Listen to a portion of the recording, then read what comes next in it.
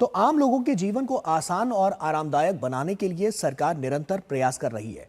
लोगों को आशियाना मिले और लोग अपने घरों में आरामदायक जीवन बिता सकें, इसके लिए सरकार न सिर्फ उनके लिए पक्के मकान बनाकर दे रही है, बल्कि जो लोग खुद का घर नहीं खरीद पा रहे हैं या शहरों में किराए का मकान कम दामों पर लेकर रहना चाह रहे हैं, उनके लिए भी सरकार कई व्यवस्थाएं कर रही है, जिससे कम दामों में उनके सर पर छत रह सके और वो भी मुख्य धारा से जुड़कर कदम से कदम मिलाकर चल सके। और ऐसे खास तबके को लेकर आवास और शहरी मामलों के जो मंत्रालय है, उसने शहरी प्रवासी या गरीबों को उनके कार्यस्थल के पास सम्मानजनक जीवन प्रदान करने के लिए प्रधानमंत्री आवास योजना शहरी एक उप योजना के रूप में एक किफायती किराए के आवास परिसर यानी कि ARHC शुरू किया है, और जिसके अंतर्गत अहम मॉडल बनाए गए हैं। क्या है ये मॉडल? आइए अब हम आपको बताते हैं कि किस तरह से ये लगातार लोगों के जो सपनों का घर है उसको किस तरह से मुकम्मल किया जा रहा है और क्या कुछ इसमें देखने को मिल रहा है, क्या इसकी रूपरेखा रखी गई और किस तरह से ये मॉडल काम करता हुआ नजर आता है। आइए हम आपको दिखाते हैं। आम लोगों का सपना आशियाना हो अपना। जी हां, ये साफ तौर पर नजर आ रहा है क्योंकि प्रधानमंत्री आवास योजना शहरी यानी कि PMAYU की एक उप योजना से लोगों को सीधा लाभ मिलता हुआ नजर आएगा।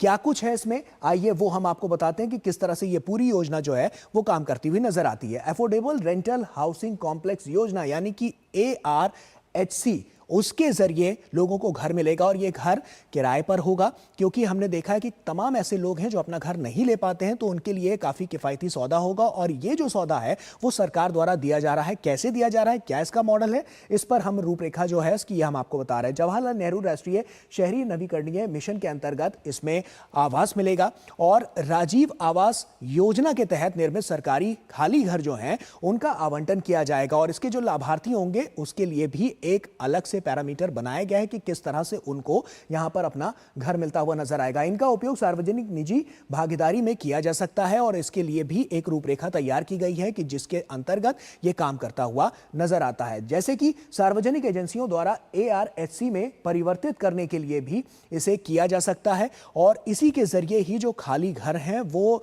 वहां पर मेंशन होते हैं, जिसके बाद फिर लाभार्थियों को मिलने की प्रक्रिया है वो शुरू की जाती है। सार्वजनिक निजी संस्थाओं द्वारा खाली भूमि पर ARHC का निर्माण, संचालन और रखरखाव जो है वो हो सकता है। तो ये अपने आप में महत्वपूर्ण पहल है, जिसके जरिए लाभार्थी जो हैं यानी कि जिनको घर चाहिए उनको साफ तौर पर ये लाभ इसका मिलता हुआ नजर आता है। ARHC के लाभार्थी शहरी प्रवासी या आर्थिक रूप से कमजोर वर्ग के होते हैं और ये ऐसा वर्ग होता है, इनमें अगर हम बात करें तो श्रमिक होते हैं, स्ट्रीट वेंडर होते हैं, रिक्शा चालक होते हैं और इसके अलावा भी तमाम ऐसे लोग होते हैं जो इनके लिए कैपेबल होते हैं और साफ तौर पर उन्हीं को ये घर सरकार द्वारा दिया जाएगा। और इसमें साफ तौर पर जो लोग हैं उनको जो सहूलियत है, जो प्रवासी हैं अन्य शहरों में जाते हैं वहां पर काम करते हैं, उनके लिए सरकार द्वारा एक कम रेट में उनको ये रेंटिंग प्रॉपर्टी मिलती हुई नजर आ सकती है। राज्यों केंद्र शासित प्रदेशों में 5,648 से ज्यादा खाली घरों को ARHC में शामिल किया गया है। ये कुछ आंकड़े निकलकर सामने आए हैं और इसके अलावा भी जो 7 राज्यों में 82,273 नई ARHC इकाइयों के प्रस्तावों को यहां पर मंजूरी दी गई है सरकार द्वारा। और जब ये मंजूरी मिली है तो इसमें 35,425 से ज्यादा इकाइयां जो हैं उनका निर्माण कार्य पूरा हो गया है और बाकियों का पूरा किया जा रहा है, जो अलग अलग स्टेजेस में है। कोई पहली स्टेज में है, कोई दूसरी स्टेज में है और वो भी जल्दी से जल्दी फाइनल हो सकता है। योजना के तहत कुल 173.89 करोड़ रुपए जो हैं वो स्वीकृत किए गए हैं और इस योजना के लिए जो ये पूरा अमाउंट है वो लगातार हम देख रहे हैं कि उसमें उन घरों को बनाने का और उसके बाद लोगों तक पहुंचाने की जो पूरी राशि है वो ये दर्शा रही है। और इसके अलावा स्थानीय सर्वेक्षण के आधार पर घर का किफायती किराया भी जो है वो तय किया जाएगा, जिससे लोगों को सहूलियत मिलती हुई नजर आएगी। तो आप समझिए कि एक तरफ तो सरकार लगातार लोगों को घर बनाकर दे रही है। अभी बीते दिनों भी हमने देखा 3.5 लाख से ज्यादा जो घर हैं वो आवंटित करने के लिए एक नई परियोजना की वहां पर शुरुआत की गई। और उसके बाद अभी जो हम देख रहे हैं कि एक तरफ तो जो लोग अपना घर नहीं खरीद पा रहे हैं उनके लिए भी सरकार लगातार व्यवस्थाएं बना रही है और यही व्यवस्थाएं हैं जो लोगों को मजबूती दे रही है, उनको सशक्त बना रही है, भारत में मुख्य धारा से जोड़ रही है और कदम से कदम मिलाकर साफ तौर पर आगे बढ़ने का पूरा अवसर यहां पर देती हुई नजर आ रही है। इसी पर हम चर्चा करेंगे क्योंकि हम जानते हैं कि किस तरह की स्थितियां हैं और क्या कुछ होने वाला है और क्या कुछ हो रहा है। लगातार हम देख रहे हैं इस पूरे डेवलपमेंट को, इस पूरे इंफ्रास्ट्रक्चर को जो लगातार दुरुस्त करने की कवायद जो है वो सरकार की तरफ से जारी है। सुधीर कृष्णा जी हमारे साथ जुड़ रहे हैं जो कि पूर्व सचिव हैं आवासीय और शहरी मंत्रालय के। सुधीर सर, बहुत स्वागत आपका। और उसी के साथ सबसे पहला सवाल जो मेरा है वो यही है कि जिस तरह से अभी हम देख रहे हैं, जो हाल फिलहाल में लगातार एक तरफ तो सरकार घर तो दे ही रही है, दूसरी तरफ वो भी व्यवस्थाएं सरकार की तरफ से की जा रही हैं कि जहां जो लोग अपना घर नहीं ले पा रहे हैं तो उनको किराए पे कम से कम ऐसे घर मुहैया कराए जा सकें जो उनका जो मूल्य है वो बहुत सामान्य हो। ऐसे में किस तरह की ये पूरी रूपरेखा रखी गई है और कितना चैलेंजिंग ये रहा है, क्योंकि सरकार लगातार ऐसे लाभार्थियों तक चाबी पहुंचाने के लिए किस तरह से उसकी रूपरेखा रखी गई है और कैसे कारगर साबित होती हुई नजर आ रही है? सर, सबसे पहले तो गौरव जी, आपको और दर्शकों को मेरा नमस्कार।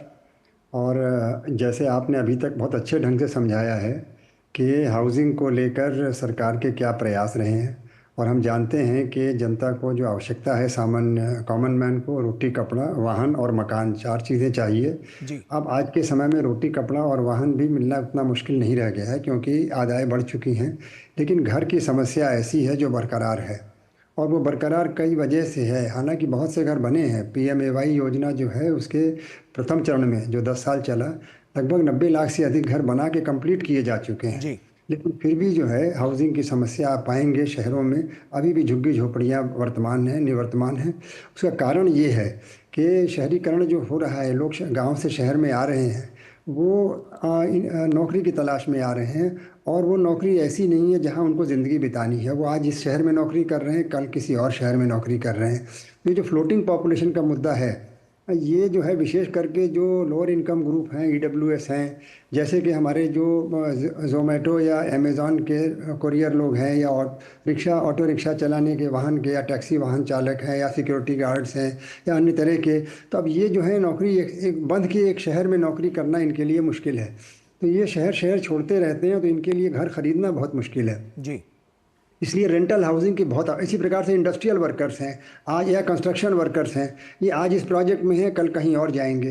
तो इसलिए रेंटल हाउसिंग के अलावा कोई और चारा है नहीं। अगर हम घर उनको मुहैया कराएंगे भी, तो भी वो उसमें कितने शहर में घर मुहैया करा सकते हैं, और ज़रूरत भी नहीं है, ना वो मैनेज कर सकते हैं। इसलिए रेंटल हाउसिंग स्कीम की बहुत बड़ी आवश्यकता थी अब तक, जिसको कि अब ज़ोरदार ढंग से इसको जो है कारगर करने की व्यवस्था की गई। पहले भी योजना थी, है ऐसा नहीं है पहली बार आई है, लेकिन उसमें उतना पुश नहीं किया गया था।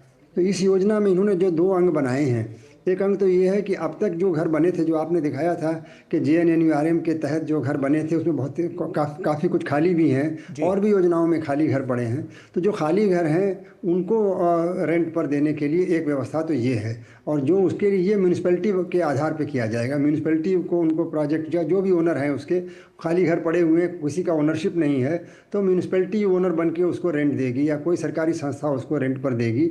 और दूसरा मॉडल जो ये है, जिसमें कि खाली पड़ी ज़मीनें जो हैं, जो कि सरकारी जो कंपनीज़ हैं या कोई प्राइवेट एंटिटी भी हैं, वो खाली घरों में जो है ज़मीनों में घर बनाएंगे, और सरकार उनको सपोर्ट देगी इस योजना के तहत, और वो घर बना के रेंट पर देंगे। जो रेंट है वो रीजनेबल रेंट होगा, जो कि सरकारी निर्देश में होगा। और ऐसा होगा कि अगर ये भी 25 साल को उनको कंसेशन दिया जाएगा, 25 साल के लिए वो प्रोजेक्ट का लैंड उनके पास रहेगा, प्रॉपर्टी उनकी ओनरशिप में रहेगी, लेकिन वो रेंट पर देंगे। और रेंट जो है वो रीजनेबल रेंट होगा, जिसका रीजनेबलनेस जो है वो सरकारी संस्थाएं जो हैं, चाहे म्यूनिसिपैलिटी हो या सरकारी जो भी डिपार्टमेंट हो, वो उनके साथ मिल के तय करेंगे। और उसमें नॉमिनल इंक्रीज हर साल के प्राविधान किया गया है। जी। सुधीर जी, जो लाभार्थी हैं उनका क्राइटेरिया किस तरह से डिसाइड किया जाता है? क्योंकि साफ तौर पर हमने देखा है कि बहुत से लोग ऐसे होते हैं जिनके पास देने के लिए उतने पैसे नहीं होते हैं, तो वो इसमें क्या कर सकते हैं, और अगर उनको चाहिए तो वो किस तरह से इसके लिए अप्लाई कर सकते हैं? जी देखिए, तो इसमें क्या है कि कैटेगरी बनाई है ईडब्ल्यूएस, एलआईजी, एमआईजी। तो ईडब्ल्यूएस यानी 3 लाख रुपए तक की वार्षिक आदाय उनकी होगी, वो इकोनॉमिकली वीकर सेक्शन कहलाएंगे। और 3 लाख से 6 लाख जो है वो लोअर इनकम ग्रुप, और 6 लाख से अधिक जो होंगे 12 लाख तक के, उसमें भी 2 ग्रुप हैं, 6 लाख से 9 लाख एमआईजी 1, और 9 से 12 लाख एमआईजी 2। तो ये तो इनकम क्राइटेरिया बना हुआ है।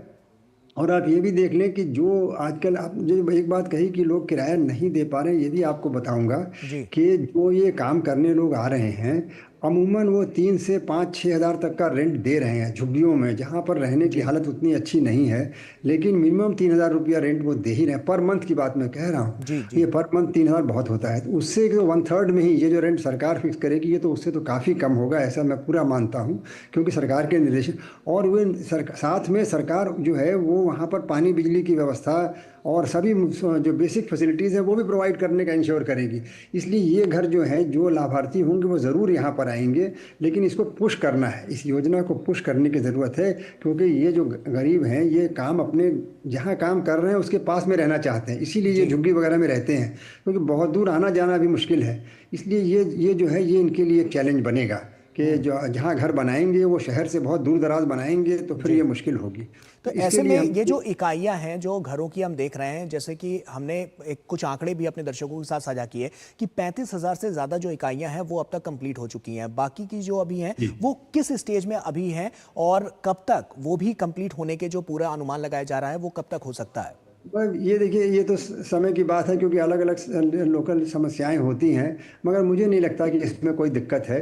वो जब प्रोजेक्ट चलने के समय नई में दिक्कतें थी, आधे से लगभग इन्होंने 80-82 हज़ार घर शुरू किए थे, उसमें से 35-36 हज़ार कम्प्लीट हो चुके हैं, यानी कि ऑलमोस्ट 40-45% कम्प्लीट हो चुके हैं। मेरा मानना ये है कि आने वाले दो एक साल में वो भी पूरे हो जाएंगे।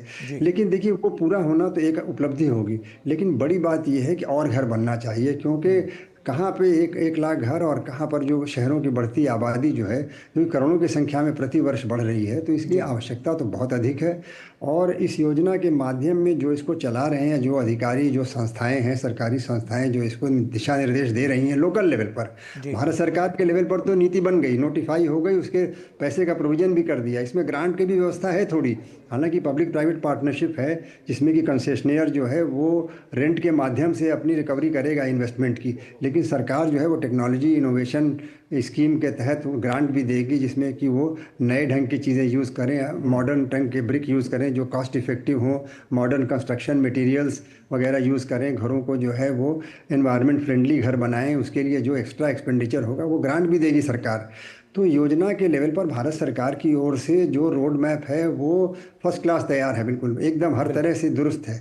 लेकिन अब लोकल संस्थाएं जो हैं, राज्य सरकार और उसके नीचे जो है म्यूनिसिपैलिटीज़ हैं और जो भी संस्थाएं हैं, उनके ऊपर बहुत बड़ी जिम्मेदारी है कि वो आगे बढ़ के ऐसी योजनाएं लोकल लेवल पर बनाएं जो कि काम में आए। आपने खुद ही देखा कि घर खाली पड़े हुए हैं, जब उन्होंने कहा कि राजीव आवास योजना के घर आज तक खाली पड़े हैं जो 10 साल से अधिक हो चुके हैं, तो उसकी वजह क्या है कि वो घर ऐसी जगह बने हैं जहाँ पर लोग जाना नहीं चाहते हैं। घर अच्छे हैं लेकिन कम आदाय के लोग जाएं कैसे वहाँ पर, रोज़ आना जाना और अपने परिवार को संभालना उन जगहों में, ये चैलेंज है। इसके लिए भी व्यवस्था कर दी गई है। अब योजना में ये भी व्यवस्था है कि वहाँ पर बेसिक फैसिलिटीज़ और रोड वगैरह बनाना, और ये लोकल अधिकारियों का कर्तव्य है, लोकल जो डिपार्टमेंट है उनका कर्तव्य है कि वो बस व्यवस्था वहाँ पर कराएं, वहाँ पर जो है हॉस्पिटल और जो स्कूल की व्यवस्था हो जाए। सभी की योजनाएँ हैं। आप देखिए कि अस्पताल के लिए भी जो है उसकी भी योजना है, भारत सरकार की योजना है, राज्य सरकारों की योजनाएं हैं, स्कूलों के लिए योजना है, education for all, health for all, सभी कुछ उपलब्ध है। अब एक ये है कि अब ये हर एक चीज़ तो प्रधानमंत्री आवास योजना में दी नहीं जा सकती है, अलग अलग योजनाओं के तहत है, उसको इंटीग्रेट करके प्रोजेक्ट वाइज शहर में और शहर के अंदर सब जो है प्रोजेक्ट बना के काम करना है। तो ये बहुत अच्छी, और अगर इसको नहीं किया तो देखिए पैसे भी खर्च हो रहे हैं सरकार के। एक करोड़ के करीब घर बन चुके हैं प्रधानमंत्री आवास योजना में, 1 करोड़ और बनने का प्रोविजन है। ये जो हमारी PMAY 2.0 है, इसमें 1 करोड़ शहरों में 1 करोड़ मोर हाउसेज का अनाउंसमेंट हो चुका है। लेकिन अगर हम 2 करोड़ घर बनाने के बावजूद शहरों में झुग्गी झोपड़ी देखते रहेंगे तो इसका मतलब ये कहीं पर लोकल लेवल पर इसमें चूक हो रही है। तो सुधीर जी, इस बात को जो आपने अभी कही, इसी बात से जुड़ा हुआ मेरा एक सवाल है कि इसका मैनेजमेंट किस तरह से किया जाएगा, कैसे इन सब चीजों को मैनेज किया जाएगा, पहली बात। दूसरी बात, क्या क्या नए इनिशिएटिव्स हैं जो अब सरकार ले रही है जिससे आने वाले समय में जो लोग हैं जिनको पक्के मकान देने हैं, क्योंकि एक तरफ तो झुग्गी झोपड़ी है, उसको किस तरह से हटाना है और किस तरह से लोगों को नया घर देना है, क्या इसके लिए किस तरह से जो रूपरेखा रखी गई है वो क्या कहती है और मैनेजमेंट इसका किस तरह से किया जाएगा? तो पहले मैनेजमेंट की बात करते हैं। तो देखिए, 2 तरह की इसमें 2 हैं कैटेगरी 1 और कैटेगरी 2।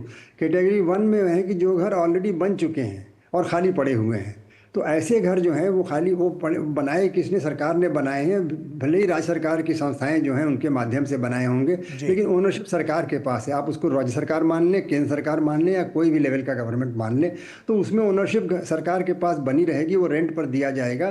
तो ये तो एक हो गया, और रेंट का मैनेजमेंट करेगी म्यूनिसिपैलिटी, जो संबंधित लोकल संस्थाएँ जो हैं वो रेंट का मैनेजमेंट करेंगी, वही पूरा उसका अख्तियार लेंगी और वो रेंट पर देंगी और रेंट का रिविजन करती रहेंगी। ज़्यादा रेंट बढ़ाना भी नहीं है, यानी कि 8% प्रति, पहले तो नॉमिनल रेंट रखेंगे जो कि देखिए एक और बात है कि बार बार हम ये कहेंगे कि नॉमिनल रेंट का मतलब ये है कि बहुत कम होगा, अगर बहुत ज़्यादा बढ़ाएंगे तो कोई लेगा ही नहीं, ये भी मान के चलना, तो इसलिए जी खुद ही रीजनेबल रेंट बनेगा वो, जिससे कि कोई ले भी तो सही उसको, तो इसके लिए चिंता करने की ज़रूरत नहीं है। लेकिन ये जब कैटेगरी 1 में लोकल संस्थाएं जो है, म्यूनिसपैलिटी वगैरह जिन्होंने घर बनाए हैं, जो अभी ओनर है वही बने रहेंगे। जी कैटेगरी 2 में नए घर बनने की बात है, जो कि पीएसयू हैं या प्राइवेट कंपनी है, वो भी प्राइवेट एंटिटी है, वो भी बना सकती है, उनके पास ज़मीन होनी चाहिए, उनको जी ज़मीन का ओनरशिप अपना दिखाना होगा, जी और फिर वो घर बनाएंगे और रेंट गवर्नमेंट के साथ मिल के तय करेंगे, और वो जो टेनेंट है उसको वो देंगे और रेंट पर ठीक देते रहेंगे, और जी 25 साल के बाद ये तक वो प्रोजेक्ट में सरकार का सपोर्ट बना रहेगा, और उसके बाद तो 25 साल बहुत अवधि होती है, जी उसमें बदलेगा, समय बदलेगा, तब देखा बिल्कुल जाएगा। बिल्कुल, इसलिए समय अब बदलेगा, तक आय भी बदलेगी, और जैसा कि हम देख रहे हैं कि तमाम क्षेत्रों में जी प्रगति चली रही है, तो उससे कहीं ना कहीं जीवन जो है वो और आसान होता हुआ नजर आएगा। बहुत बहुत शुक्रिया हमसे जुड़ने के लिए और तमाम बातचीत यहाँ पर हमसे करने के लिए और दर्शकों तक संपूर्ण जानकारी पहुंचाने के लिए बहुत बहुत शुक्रिया आपका। तो साफ तौर पर जैसा कि हमने दिखाया आपको कि किस तरह से जो लोगों का जीवन है उसको और आसान बनाने के लिए लगातार सरकार प्रतिबद्ध है, और इसी प्रतिबद्धता के साथ वो आगे भी बढ़ती हुई नजर आ रही है। छोटे से ब्रेक का यहाँ पर वक्त हो गया है, जल्द हाजिर होते हैं।